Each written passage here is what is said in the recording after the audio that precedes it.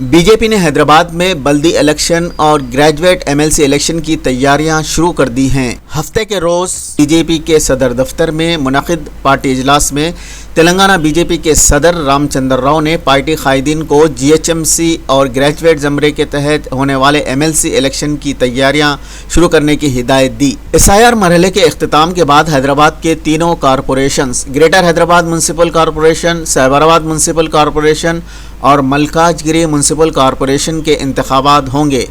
इसके अलावा ग्रेजुएट ज़मरे के तहत हैदराबाद एमएलसी की सीट के इलेक्शन भी होंगे। अक्टूबर में फाइनल वोटर लिस्ट के जारी होने के बाद जीएचएमसी समेत तीनों कॉरपोरेशनों के इलेक्शन का नोटिफिकेशन जारी हो सकता है और नवंबर में जीएचएमसी समेत तीनों कॉरपोरेशन के इलेक्शन मुनक़िद हो सकते हैं और हैदराबाद, रंगारेड्डी और महबूब नगर अजला पर मुश्तमिल ग्रेजुएट एमएलसी ज़मरे के तहत इलेक्शन भी होंगे। बीजेपी जीएचएमसी समेत तीनों कॉरपोरेशनों के इलेक्शन में कामयाबी हासिल करने की अभी से तैयारियां शुरू कर दी है।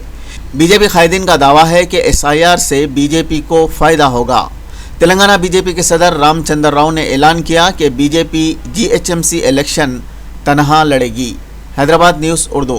ఓటర్ లిస్ట్ మీద జిహెచ్ఎంసీ ఎలక్షన్ నడుస్తాయి కాబట్టి ఇప్పుడు మనకు తయారీగా మనం భావించాలి దీన్ని. సెకండ్ ఎమ్మెల్సీ ఎలక్షన్స్ జరగబోతా ఉన్నాయి. దీంట్లో తిరిగేటప్పుడు దీంట్లో 3 సంవత్సరాల క్రితం గ్రాడ్యుయేట్ అయిన వ్యక్తులు కూడా ఓటు చాలామంది ఉంటాయి.